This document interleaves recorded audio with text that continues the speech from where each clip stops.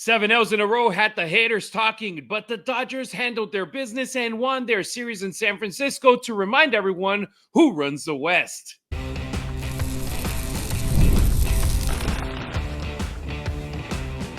You are Locked On Dodgers, your daily Los Angeles Dodgers podcast, part of the Locked On Podcast Network, your team every day.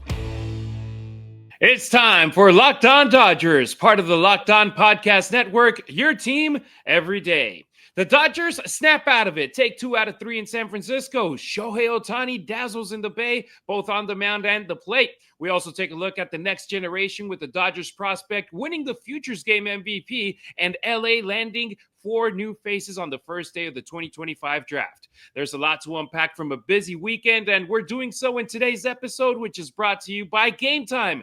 Download the Gametime app, create an account, and use the code LOCKEDONMLB for $20 off of your first purchase. I'm Harry Ruiz, he's Travis Rodgers, and we both are die-hard lifelong Dodgers fans and also members of the sports media. I'm the Spanish play-by-play radio announcer for both the Las Vegas Raiders and the USC Trojans football team. You can catch Travis Rodgers every morning from 9 to noon on ESPN LA 710 and the ESPN LA app, hosting the Travis and DeMarco show. Travis, today we finally get to talk about the Dodgers winning because last week, our first 3 shows together as co-hosts, they were getting racked in a losing streak that ended up reaching 7 games. But fortunately, they saved 2 wins before the All-Star break, and they happened to be against our hated rivals, the San Francisco Giants. Yeah, it was an interesting run, wasn't it, Harry? I mean, the Dodgers went on a skid that, had you told me at the beginning of the year that they might lose 7 in a row, I don't know, man. 7 seems like a lot. Maybe 3 or 4, maybe 5, but to get to 7 was a bit of a surprise. And then, of course, they win the last 2 games of the series, and, they come in with a 5-game lead. They leave with a 6-game lead. So this is what they do, that even when things are going poorly, even when things aren't firing on all cylinders, they find a way to kind of get it right. I know that it was a bad couple of weeks going into the break, but it was a good couple of days going into the break. So obviously the Dodgers can feel pretty good about it. The fans can take a little bit of a deep breath, and it's kind of an interesting situation because I can't remember a time, Harry, where a team lost 7 in a row and the fan base was like, yeah, we're good. It's a very unique situation with this team this year that here we are at the break and they have a comfortable lead and they haven't played very good baseball for an extended period of time. They've been okay. It's not like they've been bad. It's not like they've stunk the joint up or anything like that, but I don't think we've really seen them at their absolute best for more than a game here or there. So I still think it's coming, and I think it's going to come right out of the All-Star break. Yeah, I think the difference is, go back 10 years or a little bit more, and you are missing Matt Kemp in the 2012 season, or he's slumping in that year, and you don't trust the rest of the lineup the same way because you're missing one player or he isn't performing, or you're missing Clayton Kershaw on the mound, and you just don't feel right without him. But now the Dodgers, they're so deep that they can end up getting results. And the last loss in that 7-game losing streak was Friday. First game of that series up there in the Bay. Dustin May, he got rocked. The offense got it close, but it wasn't good enough. And at least they made it an entertaining game, but almost isn't good enough. 8-7 loss in game 1 against the Giants. Dustin May, 4 2/3, 5 hits, 4 walks, 7 earned runs, 4 strikeouts, and 2 home runs allowed. Yeah, I think the number there that jumps out to me, Harry, is the 4 walks. Like you've heard me, you and I are still getting to know each other a little bit, but my whole thing is if you walk guys, I can't use you. That hits are fine. The hits are going to happen. These are major league hitters, but what you can't do is walk guys and then give up hits. And this is the thing that Dustin May has struggled with throughout the majority of his career, and that is falling behind. He's dealing with a lot of 1-0 counts, 2-0 counts, 2-1 counts, and I don't care how good your stuff is. If you're constantly pitching from a position of defense, if you're constantly trying to get back into counts, if guys can hunt specific pitches, they're going to have success against you. When Dustin May is at its best, it's when he's attacking. It's when he's strike one. It's when he controls counts, and he didn't do it on Friday night. I like what you said, and I think it's a good point. The Dodgers, they jumped out early, but then fell behind by a pretty significant amount after that. but they crawled their way back into it. And I thought that was kind of the first signs of life that we had seen from them in a while, that where the offense was able to kind of cover some less than ideal pitching. They put some runs on the board. They didn't win the game, but they did get the winning run or the tying run up late after having a pretty big deficit through the middle innings. They kept chipping away at it here and there. So I really do think that Friday night, despite it being the 7th loss in a row, really did set up Saturday and Sunday for them to be a little bit better. That they fell behind, but they didn't roll, they didn't quit, and they really showed some fight. Yeah, they were down 8-2 after 5 innings. I was packing because I'm currently out of town, and I was like, should I stop watching this game? I was like, no, I trust my boys that they're going to make it interesting. They do that a lot. They really do. Like, and you know, the Giants are a pretty good team, so it's a little harder to come back from a 6-run deficit, you know, in the major leagues, to be sure, but against a good major league team, even more so. But the Dodgers have done a really good job that it doesn't feel like it's out of reach, even when it's 4 or 5 runs. That's pretty unusual for a major league team, and they made a run at it. And I'm with you. Like, sometimes, you know, you get some of those games like, I don't know, man, they're behind by 4 or 5 runs in the 5th, 6th inning. You're like, you know, maybe bounce over to something else. Not with this group. They've been pretty resilient all season long. Yeah, and we can look at 2 out of the 3 losses, both against the Astros and the Brewers, where I personally didn't feel that they had a chance. Yeah. But this one, at least it's like, hey, they made it interesting. You kept watching all the way through the end of the game, and it's like, well, at least it was there, and it didn't feel as frustrating as the other losses. Game 2, though, Shohei Ohtani and Emmett Sheehan, they were spectacular on the mound. They combined for 7 1/3 innings, 3 hits, 1 earned run, 4 walks, 7 strikeouts. Then you got Alex Vesia and Tanner Scott. They took care of the rest of the batters up, not allowing a single base runner. And that was a day where 2 runs were enough on Saturday. So that was great for the Dodgers, a win to bounce back, to feel better, and go into Sunday with the opportunity of getting a series win. Yeah, I thought that Ohtani was just amazing again. We saw him stretch it out to 3 innings this time. We're seeing him get closer and closer to, you know, quote unquote, you know, normal starting rotation where he's going to be able to cover 4, 5, 6 innings. I can't imagine that the desire to stretch him out isn't incredibly strong. But like we've talked about, like Dodger fans know, this is about being at your best in September and October, not about being your best in July and August. So I'm sure they're going to be incredibly cautious about how they go about using him. But everything we've seen from him, other than his first outing against San Diego, and I think you mentioned it last week, that if not for a call that doesn't go his way, he probably gets out of that relatively clean too. He has been exceptional isn't a good enough adjective to describe what he's been. He's been maybe the best pitcher in baseball. He has been unhittable for all intents and purposes. And then, of course, Sheehan comes in and kind of matches him over a much longer stretch of time.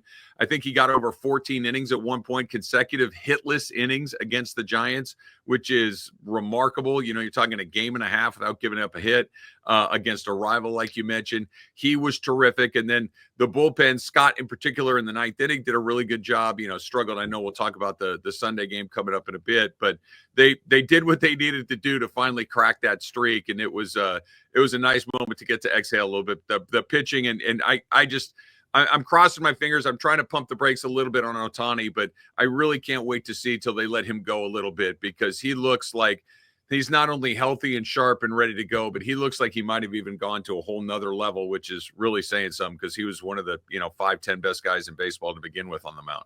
And before jumping into Sunday's game, I got to give credit where credit's due. Miggy Rojas, his 6th home run of the season. In 8 games since Muncy got hurt, Rojas is batting .273, 2 home runs, 4 RBIs, getting that blast on Sunday's game where Yoshinobu Yamamoto was the star. He was incredible, going 7 shutout innings, allowing only 3 hits, 2 walks, and striking out 7. Great bounce back from the shortest start of his career last Monday in Milwaukee, where he didn't get out of the first inning. In the Bay, it was a completely different story. Yeah, Harry, I think, Yamamoto is quickly becoming one of my favorite guys, because he has that ability to bounce back after a bad one, and you can almost book it. You can almost book that if he has a rough night, and he doesn't have a lot of them, but when he does, that one coming back the next night or the next time through the rotation is almost always good. Let's go way back to when he made his debut in Korea a couple of years ago, and the Padres absolutely pounded him. They really knocked him around. and then he kind of cruised after that. He gets hurt, he comes back. He's not super great along the way, and then all of a sudden, when you had to have it as you got closer to the postseason, Yamamoto became a guy that you could really lean on. We saw what he did in Game 5 against the San Diego Padres to kind of send the Dodgers on that heater where they end up winning the World Series. But every time you need a big game, and he's the guy standing on the mound, he seems to find a way to be able to deliver it. And that's a true ace. It's one thing to go out there and win a bunch of games, have a low ERA, strike out a bunch of guys along the way, but that bounce back after a bad outing, I think, is a real great indicator of how good of a pitcher he is, and he does it time after time after time. After 3 perfect innings from Robbie Ray in the 4th, Shohei Ohtani, Mookie Betts, they opened it up with walks, and then Freddie Freeman brought Shohei Ohtani home with a double to open up the score. Mickey Rojas hit that home run I was talking about, but unlike Saturday, 2 runs weren't enough for the Dodgers on Sunday. Tanner Scott had his 7th blown save of the season with a 2-run bomb in the 9th. Fortunately, Jack Dreyer and Ben Kasperius, they extended the game, and the offense got 3. And ironically enough, with weak contact in the 11th inning, and the Dodgers were able to get the win. Freddie Freeman, Teoscar Hernandez, Andy Pages, they got RBI singles.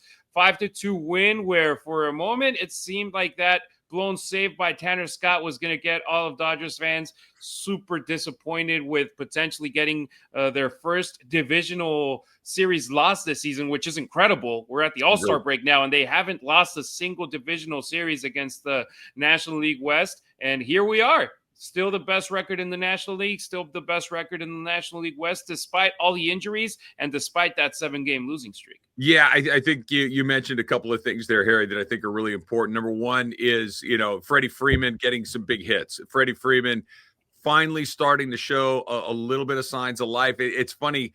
I couldn't wait to get to the break so Freddie could get off his feet. He could kind of relax a little bit, take a deep breath. I know he's going to start the All-Star game, but I don't expect him to do a whole bunch, even though it's in Atlanta. But now I kind of wish that it wasn't the All-Star break, because he found that swing again. He's a little bit hot. And, Freddie Freeman is such a great player. He's been such a fantastic hitter for such a long time. When he finally starts to find it a little bit, I want him to keep playing. So hopefully he's able to stay hot over the break and come back and continue to play at that high level.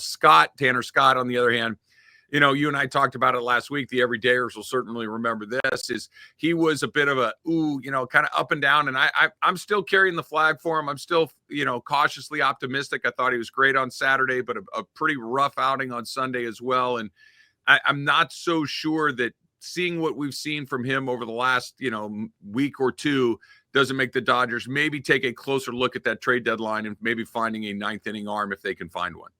Yeah, and that's a topic that I want to touch later in the week. Who should close games for the Dodgers? And you'll have to stay tuned here on Locked On Dodgers to hear more about it. And before we go into our next segment, big shout out to Michael Conforto. Big shout out to Ha-Seong Kim, who didn't start the game, weren't on the lineup on Sunday because Robbie Ray was on the mound. So they didn't want to go lefty there. But Conforto, between Friday and Saturday, 8 at-bats, 4 hits, 2 RBIs, 3 runs, and 1 home run. Ha-Seong Kim, 8 at-bats, 4 hits, 1 RBI, 1 run, 2 stolen bases, and one of his hits was a double. So those 2 guys, they're asking and saying, hey, we deserve more playing time. Conforto, he's had a rough season. Kim, it's his rookie year in the big leagues, but the second half of the season, or after the All-Star break, there's a good chance that they're going to start it off in that lineup. Shohei Ohtani, though, he's on the lineup every day. He seemed to have been in a slump since he started pitching again less than a month ago. But Two-Way Show is starting to heat up. We dive deep into it coming up next on Locked On Dodgers. So we've all been there. We're logging on early. You're waiting forever for concert tickets to go on sale, only to lose your spot for a show you've been absolutely dying to see. Live music should be about making memories, not dealing with the stress of ticket shopping. That's where Gametime comes in. Gametime makes getting concert tickets faster and easier than ever. Prices actually drop as it gets closer to showtime, and you can save up to 60% off with their killer last-minute deals. And here's one of my favorite parts about this. That endless scrolling that you have to do to find the best deal, we're not going to do that anymore. Gametime Zone Deals picks the best seats in the section for you. So if you ever wonder what the seat will actually look like before you buy, the Gametime app shows you a panoramic seat view, so there are no surprises when you actually get to the venue. And with Gametime, the price you see is the price you pay. No hidden fees. None of that. Wait, that's not the price we thought it's going to be. You know what you're getting into right from the jump. So take the guesswork out of buying concert and show tickets with Gametime. Download the Gametime app, create an account, and use the code LOCKEDONMLB for $20 off your first purchase. Terms apply. Again, create an account, redeem the code LOCKEDONMLB. That's Locked On MLB for $20 off. Download the Gametime app today. Last minute tickets, lowest price guaranteed. Don't forget to follow Locked On Dodgers not only on YouTube, but also on X, Instagram, and TikTok. You can also find Travis on social media at Travis Rodgers on X and Instagram. Meanwhile, I'm at Harry Ruiz on X, at Harry_Ruiz on Instagram, and at Harry Ruiz_ on TikTok. And let us know if winning this series in San Francisco calmed you down a little bit after that 7-game losing streak. Someone who found himself in the Bay again was Shohei Ohtani. 2-run home run on Friday, his first splash home run into McCovey Cove. Overall, 2 hits, 3 walks, one of them intentional during that 3-game series in San Francisco. But what had the spotlight on him even more was that 5th start for the Dodgers on Saturday that he has had on the mound. First time he gets up to 3 innings, 36 pitches. He actually struck out the side in the first inning. And Travis, we're starting to see Shohei Ohtani be that pitcher that we once saw be that stellar pitcher with the Angels. Yeah, I was speaking with Oral Hershiser on Friday on my radio show, Travin DeMarco, 9 to noon, 710 ESPN, if you'd like to check that out. So Oral was on with us, and I asked him the question, and I said, look, we know what it looks like when Shohei Ohtani doesn't pitch. We saw it last year. It's a 50-50 first ever Dodger home run record, 59 steals, just, MVP, extraordinary talent, MVP going away. What would it look like if the opposite were true? If he just pitched, how good of a pitcher could he be if he just concentrated on that side? And I asked him, I said, would he be a Cy Young caliber? And he goes, oh yeah. It was a no-brainer. It wasn't a, well, it was a, oh yeah. And I think you're starting to see it. I think we saw it in Anaheim. I think that he has elevated his game to a new spot. And this is where a player like Shohei Ohtani is entirely unique. There really isn't a ceiling on what he can do. There, other mortals, human beings. I don't know what Shohei is, but it's not that. He seems to be able to push himself to higher and higher levels, and I think you're starting to see it. Not only is he wiping guys out and striking guys out and not giving up hits, he's getting more and more efficient as he does it. That first game against the Padres a few weeks ago, he threw a lot of pitches. He was really struggling to land that glove side fastball to right-handed hitters in particular. He just couldn't get out to that outside corner, and now he's painting it over and over again. Keep in mind, this is just the beginning of this. This is him still knocking rust off. This is still him trying to find his way on the mound in the major leagues. Again, this is a second arm surgery. That's, I know it's happened before to some other guys, but it's not really as familiar as guys coming back from that first one. It's still kind of a moving target on how often and much.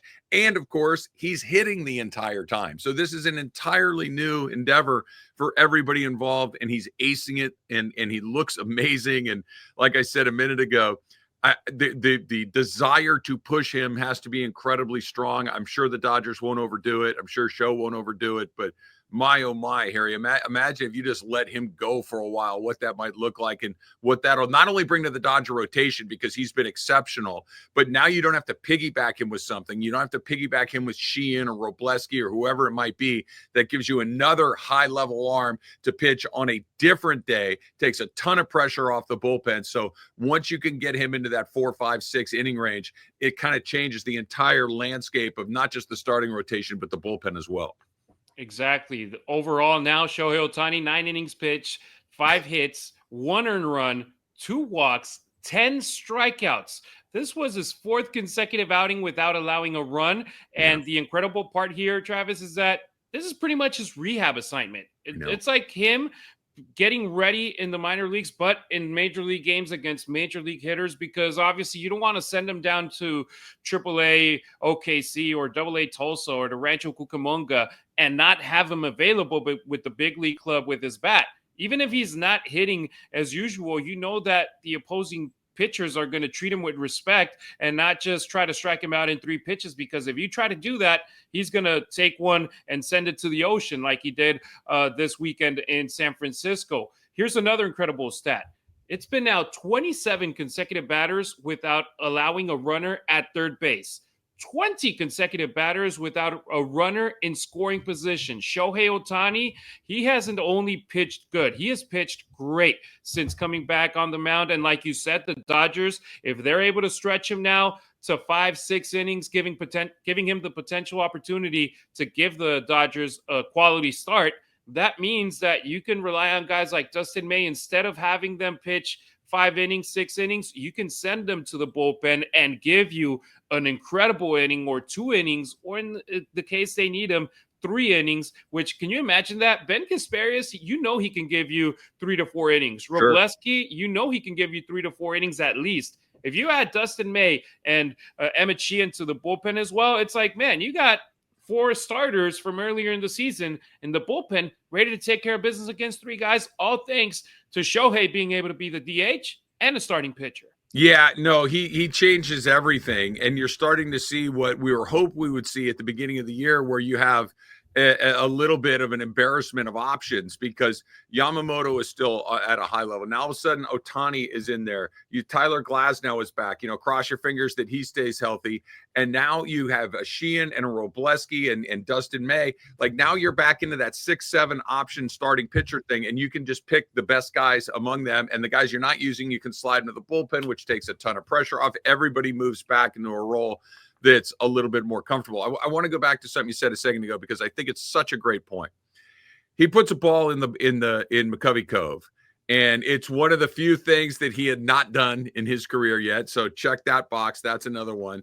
He's doing some things on the mound that he has done before, but it's the first time we're seeing it in a Dodger uniform. And he's doing it, like you said, rehabbing at the major league level against major league teams. And I'm speaking for myself, but I think a lot of Dodger fans fall into this category as well. Don't take this for granted. Really enjoy this man doing his thing while he's doing it, because I think we've already got, oh yeah, he's going to hit another 55 home runs. No one had ever hit 54 home runs for the Dodgers ever in LA, and he did it. And now it's kind of just, oh yeah, he'll do it again. No one has ever done what he's done on the mound and in the batter's box. And he's all of these things that were just like, oh yeah, it's a good night for Shohei. Really stop and savor what this guy does night after night, day after day, week after week, because, I still think we got a little bit ways to go, but we're getting closer and closer every time he goes out there to seeing the greatest player that's ever put on a pair of spikes. Absolutely. And look at him as a pitcher. In the past, the splitter and the sweeper, those were the pitches in his arsenal where he went to in big moments. Yeah. On Saturday, you saw him just using his fastball and taking care of business with it. And 23 out of his 36 pitches on Saturday were heaters. He threw 19 pitches that were at least 97 miles per hour. So that's the evolution of Shohei Ohtani, where it's like, yeah, he used to use those other pitches as his primary ones, and right now the batters can't touch his fastball. And he's still hitting home runs, and he's still leading the team in a lot of categories and leading off. I mean, how can you think about that in the past, being like, he's going to be your leadoff hitter and your starting pitcher and being dominant in both?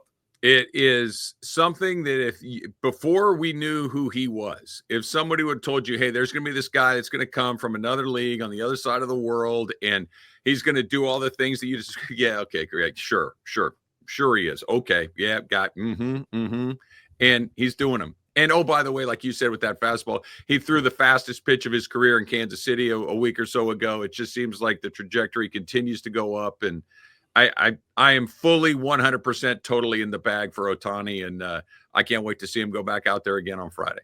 And fortunately, he's shining bright under the lights in Los Angeles instead of letting his career go to waste in Anaheim. Amen. Right? Amen.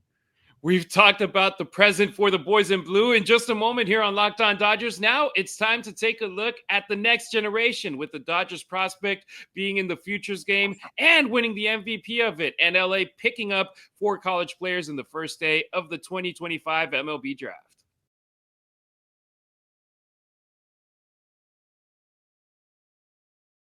Thanks for making us your first listen wherever you may be, via your favorite podcast app or on our YouTube channel. Turn on your notifications. That way you'll get the heads up the moment a new episode or a short video drops with the latest Dodgers news. Let's take a look into the future, because Andrew DePaula, the top prospect in the Dodgers organization, was named the MVP in the futures game on Saturday. He ended up hitting the most memorable swing in that game. He hit a 3-run home run, and the National League was able to get the win 4-2 against the American League. He went 1 for 2, and at the end of the day, right there, you're showing the world what the future could be for the Dodgers, or that could be the showcase for the Dodgers potentially being like, hey, if we trade this guy, we can add something else to his resume saying, hey, he was the MVP of the futures game.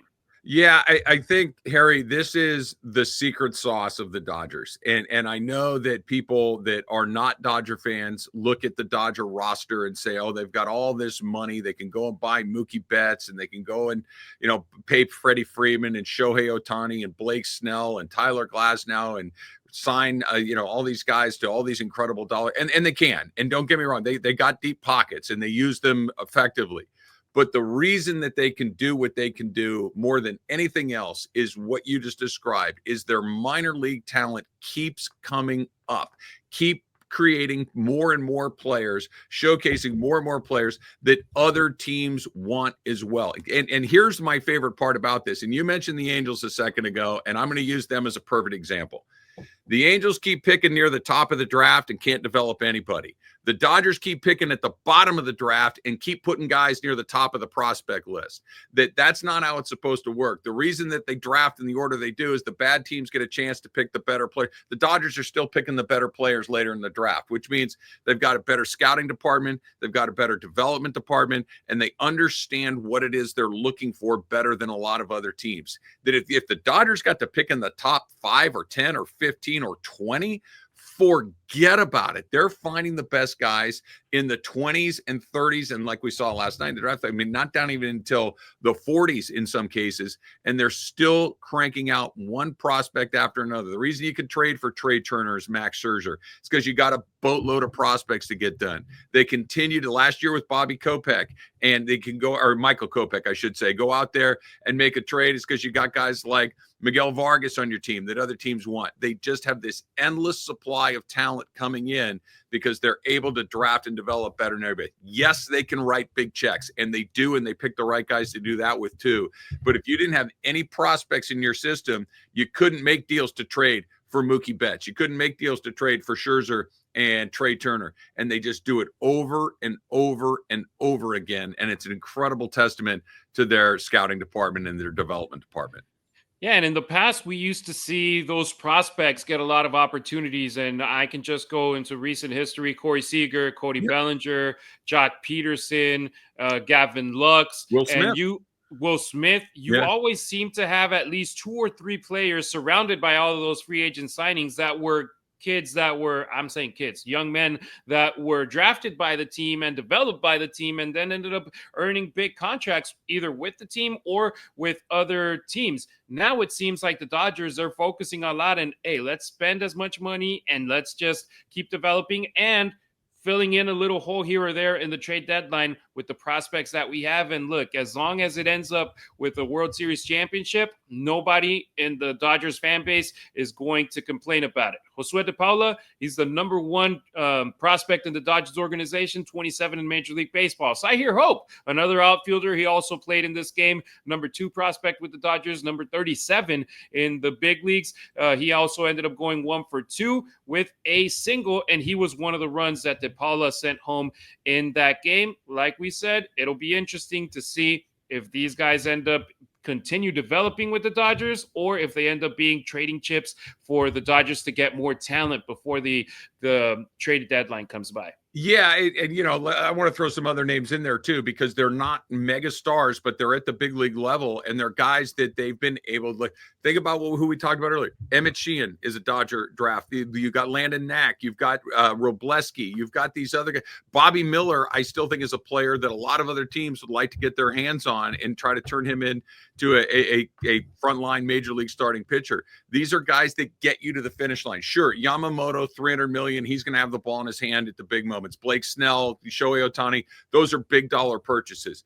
But to get to the finish line, to win your 100 games, and the Dodgers probably will win 100 games again, to win the division year after year. Ohtani and Yamamoto don't pitch every day, right? But Jack Dreyer does, and Emmett Sheehan does, and Ben Kasparius does, and Justin Robleski does. These are the guys that are the backbone of your team to get you to these places, and they're just as valuable as anybody else. Maybe not as talented, maybe not as well known, but you have these guys that continue to produce for your team that allow you to get there. So when you get to those biggest moments, your superstars can step in.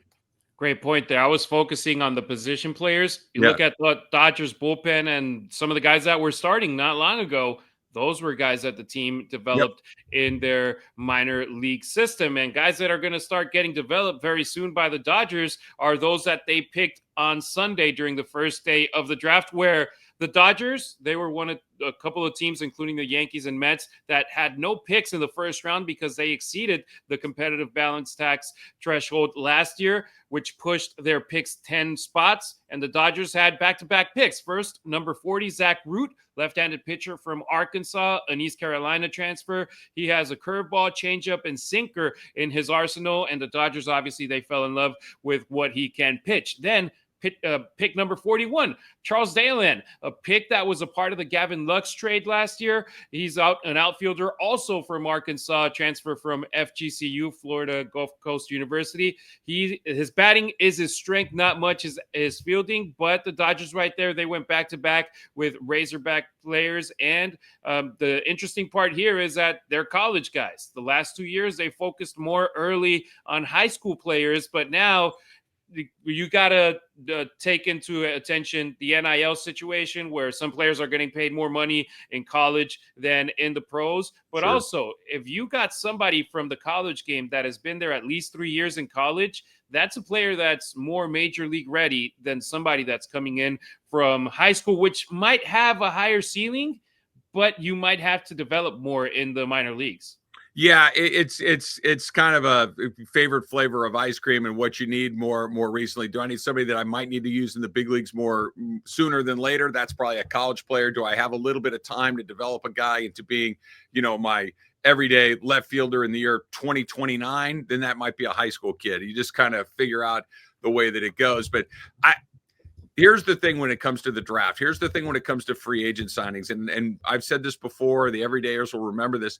You're not going to get them all, but you're going to get a lot of them when it comes to the Dodgers. And if you're telling me that the Dodgers are going to pick 40 and someone else could pick 20, I'll take the guy that they picked 40 than the other team that picked at 20. You're telling me the guy that they like in the 40s and 50s and some guy that went in the teens or the 20s, give me the Dodger pick over and over and over again. Maybe he doesn't rate out on a scouting report quite as well as one of those other guys, but they're really good at saying, I'll take that guy right there. If Andrew Friedman and his team like it, I absolutely love it.